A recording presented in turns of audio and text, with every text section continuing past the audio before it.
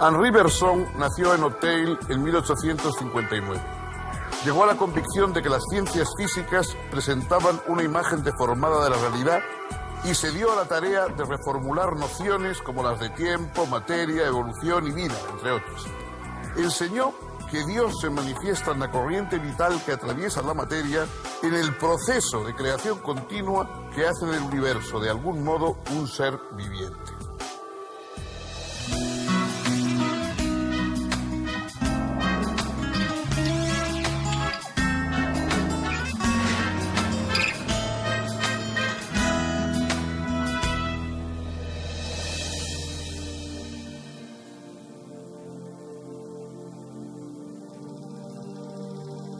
¿Cómo están, amigos? Bienvenidos.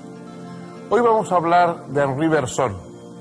Fue sin duda el más importante filósofo continental del primer tercio del siglo XX. Sobre todo, por supuesto, en Francia destacó, pero también tuvo una influencia en algunos otros países europeos.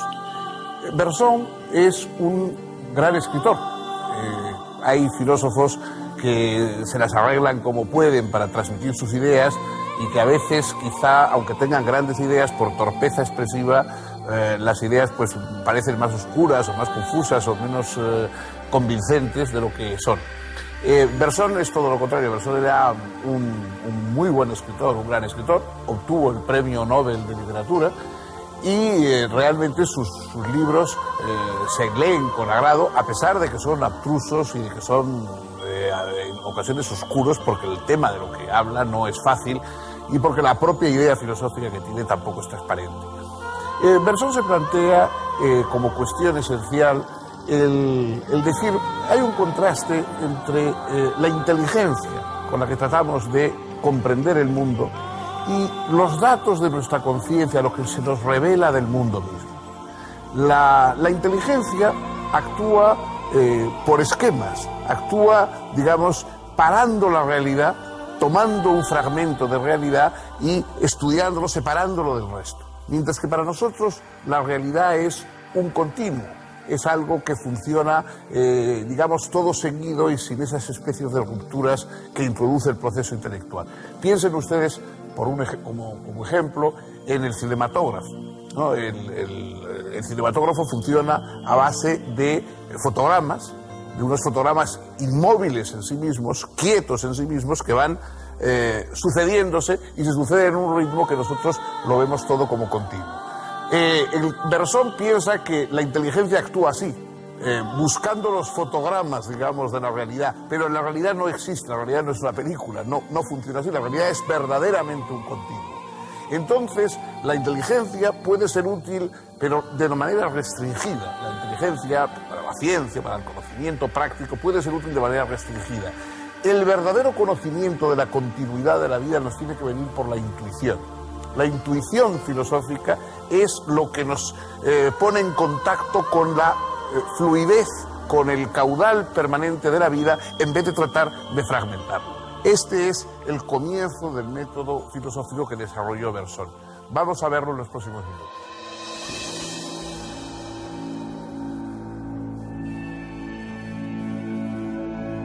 Henri Bergson nació en Auteuil, Francia, en 1859. Fue el segundo de 7 hermanos de una familia judía. Su padre era polaco y su madre inglesa. Estudió en el Lycée Condorcet de París y luego en la École Normale. A partir de 1881 fue profesor en diversos liceos, hasta que en 1900, tras contraer matrimonio con Louise Neuberger, ingresó como docente en el prestigioso Collège de France, donde enseñó hasta 1924. Fue miembro del Instituto de Ciencias Morales y Políticas y de la Academia Francesa. Asimismo, después de la Primera Guerra Mundial, presidió el Comité para la Cooperación Internacional dependiente de la Sociedad de Naciones, antecedente directo de la actual Organización de las Naciones Unidas. La primera obra importante de Bergson, que le dio fama inmediata, fue su ensayo sobre los datos inmediatos de la conciencia, publicado en 1889, texto en el que expuso por primera vez sus ideas sobre el tiempo, la voluntad y la conciencia. Después del ensayo sobre los datos inmediatos de la conciencia, Bergson dio a conocer, entre otros textos, Materia y Memoria, donde analizó la relación entre la mente y el cuerpo, así como las funciones de la memoria. Según Bergson, hay dos especies de memoria: la corporal, que consiste en una articulación de mecanismos motores o hábitos, y que produce, ante cierto estímulo, una repetición mecánica de lo aprendido, y otra memoria, que llama pura o espiritual, y que registra representacionalmente todos los sucesos de nuestra vida. Esta memoria espiritual es filtrada por el cerebro para hacer posible la acción. Ejemplos de memoria corporal son la conducción de un automóvil, la interpretación de un instrumento musical, etc. Muestras de memoria espiritual son todos los casos en que nos acordamos de algo explícitamente, como cuando nos preguntan el nombre de alguien, nuestra dirección o teléfono, o cuál es la capital de Gran Bretaña. La memoria humana es lo central de la conciencia, según Bergson, porque es el registro del sentido de duración.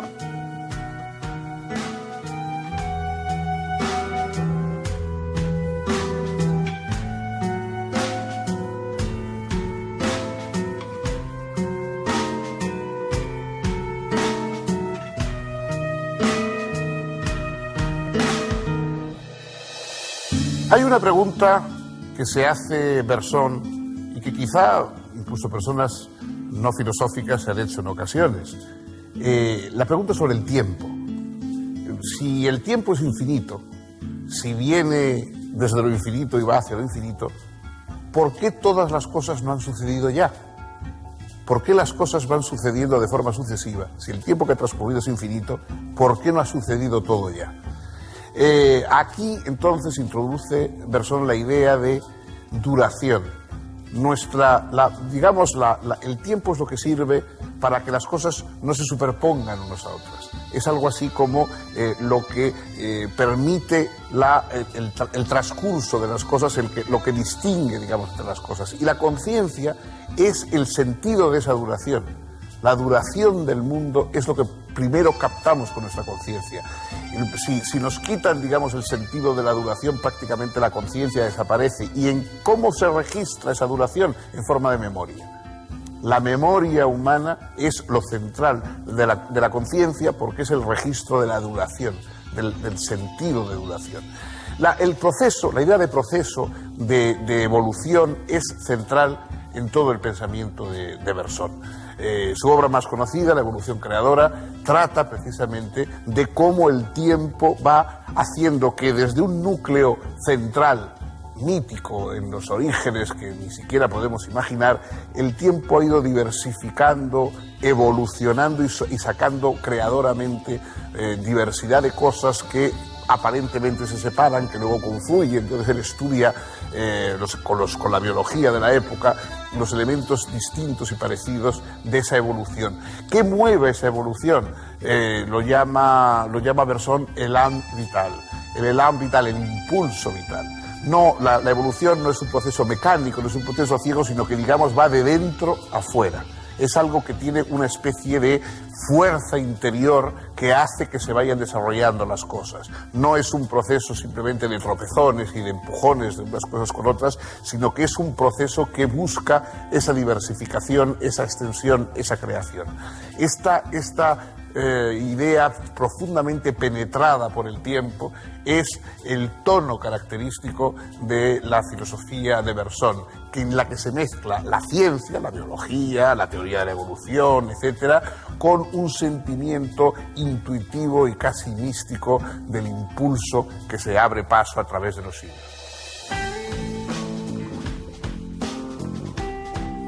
Entre 1900 y 1910, Bergson publicó La risa, Introducción a la metafísica, La energía espiritual y su obra más famosa, La evolución creadora.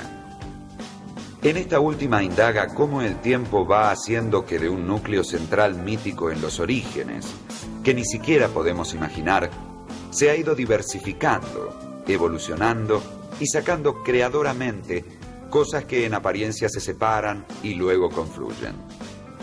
Bergson subraya el aspecto creador por el que la vida, en cualquier circunstancia, se abre camino, siempre innovando, siempre inventando. Para él, la realidad está continuamente haciéndose y creándose. Dios mismo es, del mismo modo, un continuo surgimiento.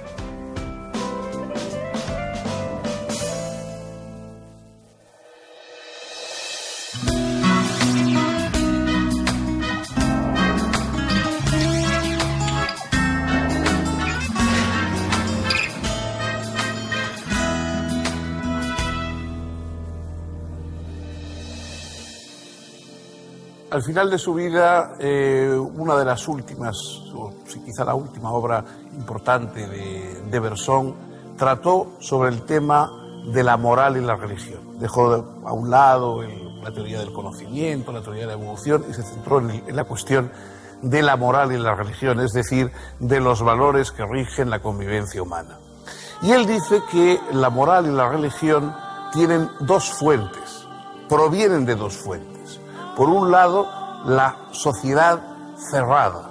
La sociedad cerrada, él la considera una sociedad como la tribal, como la sociedad primitiva, es una sociedad compacta, es una sociedad, digamos, en la cual hay pocos resquicios, que es siempre autorreferencial. Y ahí la moral y después la religión nacen como presión de los individuos unos sobre otros. Esa presión para mantener cohesionado el grupo, para que no haya dispersión, para que nadie se salga, digamos, de la pauta de vida. Entonces es una moral y una religión más bien coactivas, ¿no? Porque lo que tratan es de conservar unido, cerrado, unánime el grupo humano. Y luego está la sociedad abierta. Y la sociedad abierta busca otro tipo de moral y también otro tipo de religión. Un tipo de moral y de religión mucho más experimental, que busque lo diferente y no simplemente lo uno, que trate de potenciar unas posibilidades y de potenciar unas singularidades en vez de mantener una homogeneidad y de mantener una igualdad. Esa otra forma de moral y esa otra forma de religión es la que produce la figura del sabio, la figura del héroe y, en último término, también la figura del santo. Son figuras distintas, ¿no?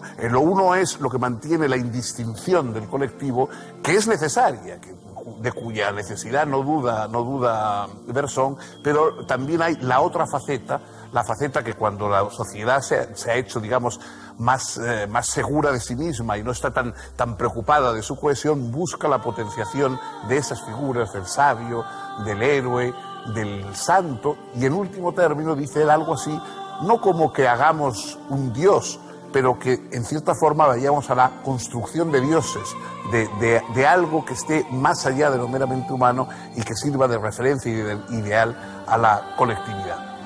Es un planteamiento sugestivo, audaz y que en algunos casos fue considerado como un deseo por parte de Bergson de completar un sistema. Es decir, es algo que quizá algunos consideran que tiene menos que ver, digamos, con el resto del corpus de la filosofía de Bergson.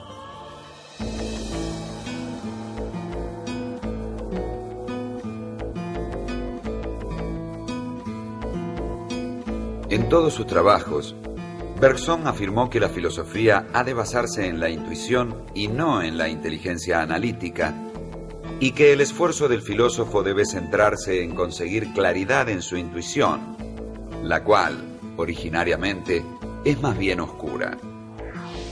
Esa intuición que el filósofo trata de clarificar no es otra que la del puro devenir. Para Bergson, la realidad es tal puro devenir. Ese puro devenir es intuido primariamente en la conciencia de nuestra propia vida mental, en su ininterrumpido fluir. En 1922 defendió su opinión, respecto del tiempo de las ciencias físicas como derivado de la experiencia subjetiva ante Albert Einstein, en un célebre debate que fue luego publicado bajo el título Duración y simultaneidad. El tiempo, para Bergson, tiene una fuerza interior que hace que se vayan desarrollando las cosas. La historia del universo, tanto en lo que se refiere a la evolución de la vida como respecto del desarrollo de las estrellas y galaxias, no es un simple proceso de tropezones y empujones de unas cosas con otras, sino que la realidad busca precisamente esas diversificaciones, esa extensión, esa múltiple creación. Esta idea de profunda penetración del tiempo es característica de la filosofía de Bergson, en la que se mezclan las consideraciones científicas con un sentimiento intuitivo y casi místico del impulso vital que se abre paso a través de los siglos.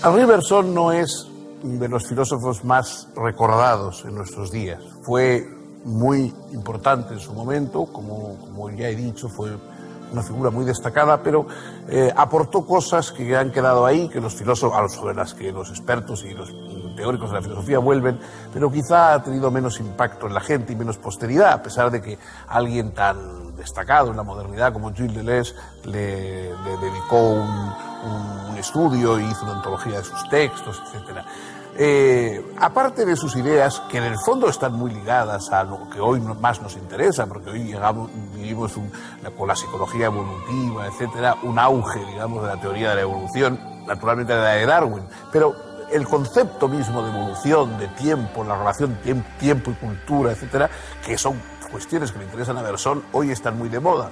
Quizás el enfoque de Bergson no sea el que más se lleva en este momento, pero desde luego la problemática está ahí. Bergson además tiene unos textos que pueden ser leídos incluso fuera, desgajados de su obra, con extraordinario interés, como por ejemplo el estudio que tiene sobre la risa, ¿no? Hay pocos filósofos que hayan estudiado la risa. Él le dedicó un estudio diciendo cómo lo que nos produce hilaridad es ver a un ser humano, es decir, que se mueve de forma vital, es decir, que no es una máquina, que en un momento determinado se comporta mecánicamente. Por ejemplo, si alguien va por la calle y pisa una piel de plátano y se cae, o actúa como si fuera un cuerpo muerto, digamos, no como un ser humano, sino como algo que interrumpe la voluntariedad, la intencionalidad que tienen los seres humanos y los convierte en mecánicos, ¿no? Yo voy a coger un vaso de agua y en vez de cogerlo lo tiro, y eso pues puede producir una cierta hilaridad porque se rompe mi propósito y actúo como si fuera un cuerpo, como si fuera un simple objeto, ¿no? Bueno, es un estudio muy bonito, es un estudio muy curioso, lleno de ideas, que puede ser siempre controvertido, pero lleno de ideas y de interés, ¿no? Bergson, por otra parte, fue una persona muy espiritual, de un fondo místico y también de una rectitud personal.